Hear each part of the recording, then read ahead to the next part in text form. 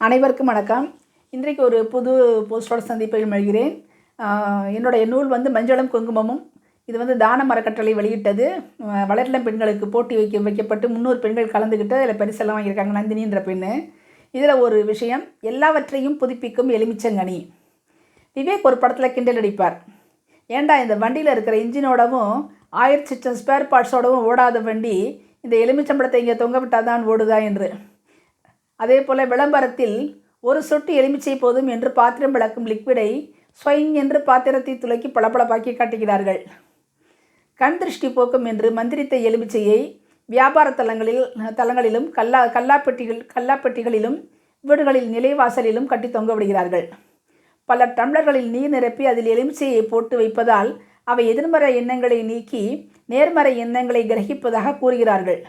பில்லி சூனியம் நீங்க இவற்றை வெட்டி குங்குமம் தோய்த்து வாசற்படிகளில் வைக்கும் வழக்கம் தமிழகத்தில் உண்டு. எலுமிச்சையை வெட்டி குங்குமத்தில் தோய்த்து நாலாபுரமும் வீசி திருஷ்டி கழிப்பது என்பதும் சில கோயில்களில் காணப்படுகிறது. முதலாக வண்டி வாகனங்கள் வாங்கும்போது விபத்து நிகழக்கூடாது என்று அவற்றின் சக்கரங்களுக்கு அடியில் எலுமிச்சையை வைத்து நசுக்கி வண்டியை எடுக்கும் பழக்கம் இருக்கிறது. தேவகணி என்றும் ராஜகணி என்றும் புகழப்படும் இந்த எலுமிச்சையின் தாயகம் இந்தியாதான். இது வருடம் பூராவும் பூக்கும் காய்க்கும். 2ஆம் நூற்றாண்டிலேயே இதை தொற்று நீக்கியாகவும் நச்சு முறிப்பாகவும் பயன்படுத்தி இருக்கிறார்கள். இதன் சாற்றிலிருந்து எலுமிச்சை சாதம், எலுமிச்சை தேநீர், எலுமிச்சை ரசம், எலுமிச்சை ஊறுகாய், எலுமிச்சை இனிப்பு ஊறுகாய் ஆகியன தயாரிக்கப்படுகின்றன. பிளாக் டீயில் சில துளி எலுமிச்சை சாறு கலந்து குடிப்பது சிலரின் வழக்கம். எலுமிச்சை சாறை எல்லா ஜூஸுடனும் கலந்து குடிக்கலாம். லெமன் ரின்ஸ், லெமன் ஸ்லைசஸ் எனப்படும் எலுமிச்சை துண்டுகள் பானங்களோடும் சாலட்டுகளோடும் உணவுகளோடும் பரிமாறப்படுகின்றன.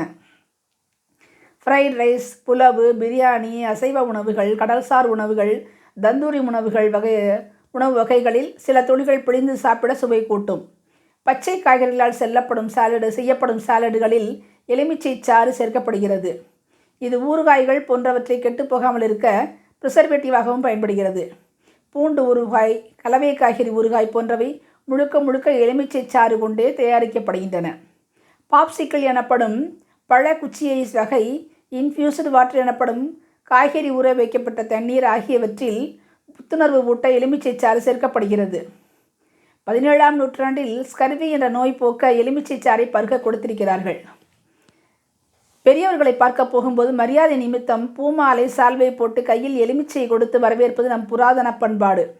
பண்டைய தமிழக கோயில்களில் சூலத்தில் எலுமிச்சையை குத்தி வேண்டுதல் செய்தல், செவ்வாய் வெள்ளிக்கிழமைகளில் கோயில்களில் துர்க்கைக்கு எலுமிச்சையை விளக்கு போடுதல், உக்கிர பெண் தெய்வங்களுக்கு எலுமிச்சை மாலை சாற்றுதல் ஆகியன நடைமுறை வழிபாடுகள். பஸ் பிரயாணங்களில் எலுமிச்சையை முகர்ந்தால் வாந்தியை மட்டுப்படுத்தும், தலைச்சுற்றலை நீக்கும். ஃப்ளைட் பிரயாணங்களில் கூட ஆரம்ப பானமாக லெமனேட் கொடுப்பது வழக்கம். புத்துணர்வு அளிக்கும் டெல்லியில் தாகவிடாய் தீர காலா நமக் என்னும் உப்புடன் கொத்துமல்லிச்சாறு, எலுமிச்சை சாறு கலந்து கொடுப்பார்கள். அதன் பெயர் நீபு பானி. புளிக்கு பதிலாக வட இந்திய உணவுகளில் புளியின் இடத்தில் எலுமிச்சை சாறு உபயோகிப்பார்கள். பனீர் லெமன் எனப்படும் பானம், அதாவது சுதேசி சோடா, விருந்தினர் வந்தால் கொடுக்க பயன்படுகிறது. நன்னாரி, வெட்டிவேர் என எந்த சர்பத்தை எடுத்தாலும் எலுமிச்சை சாறு கலந்தே தான் கொடுப்போம். புதினா, தேன், இஞ்சி, பட்டை, மஞ்சள் தூள், எலுமிச்சை சாறு கலந்து தயாரிக்கப்படும் பானம் உடல் நலத்துக்கு மிகுந்த நன்மை பயப்பது. ஃப்ரிட்ஜில் 2ஆக வெட்டிய எலுமிச்சையை வைத்தால் வேண்டாத துர்வாடைகளை நீக்கும். அசைவ உணவுகளை எலுமிச்சை மற்றும் வினிகரால் கழுவும் பொழுது அவற்றில் இருக்கும் கெட்ட வாடை நீங்குகிறது. நகைச்சுத்தி நீங்கவும் வலி தீரவும் விரலில் முழு எலுமிச்சையை குத்தி வைப்பார்கள். நல்லெண்ணெயுடன் எலுமிச்சை சாறு சேர்த்து குளித்து வந்தால் தோல் நோய்கள் வராது என்று கூறுவார்கள். முழங்கை முழங்காலில் உள்ள கருமை, கண்களில் கீழ் ஏற்படும் கருவளையம், பருக்கள் ஆகியவற்றையும் இச்சாறு நீக்குகிறது. கடலை மாவு, பாலேடு ஆகியவற்றோடு சில துளி எலுமிச்சை சாறு கலந்து தேய்த்து குளித்தால் நல்ல நிறம் கிடைக்கும். உப்பு கலந்த எலுமிச்சை நீர் அல்கலைன் எனப்படும். இது சிறுநீர் கடுப்பு, நீர் சுருக்கை தவிர்ப்பது, தாகவிடாய் போக்குவது, டீஹைட்ரேஷன் எனப்படும் உடல் வறட்சியை போக்குவது. ஜூஸ் மட்டுமல்ல, இதன் காய்ந்த தோல் கூட பயன்படுகிறது. முடி பராமரிப்பில் சீயக்காய் தயாரிக்கும் பொழுது காய்ந்த எலுமிச்சை தோல் போட்டு அரைப்பார்கள். எலுமிச்சையை தலைக்கு தேய்த்து குளித்தால் பித்தம் தணியும், பொடுகு நீங்கும், குளிர்ச்சி. பெப்பர்மெண்ட் மிட்டாய்கள் பழச்சாறுகள், ஃபுட் ப்ரிசர்வேட்டிவ், நறுமண எண்ணெய், சோப் ஆயில், எலுமிச்சை கலந்த சோப் தயாரிக்கவும் உணவில் வாசனைப் பொருளாகவும் ருசிக்கூட்டியாகவும் பயன்படுகின்றது. எலுமிச்சையை நாம் உணவாக மட்டும் உட்கொள்வதில்லை. லெமன் பவுல் என்று கேட்டால் ஸ்டார் ஹோட்டல்களில் கை கழுவ வெந்நீரில் எலுமிச்சை துண்டுகள் போட்ட ஒரு சில்வர் பவுலை கொடுப்பார்கள். இதில் கை கழுவினால் நம் உண்ட அசைவ உணவுகளின் வாடையோ கொழுப்போ கையில் ஒட்டாமல் புத்துணர்வு கொடுக்கும். இனி அறிவியல் காரணம். எலுமிச்சை சாறு மூளையின் வளர்ச்சியையும் இயக்கத்தையும் மேம்படுத்தும். இதில் இருக்கும் பாஸ்பரஸும் பொட்டாசியமும் நரம்பு மண்டலத்தை புதுப்பிக்கும்.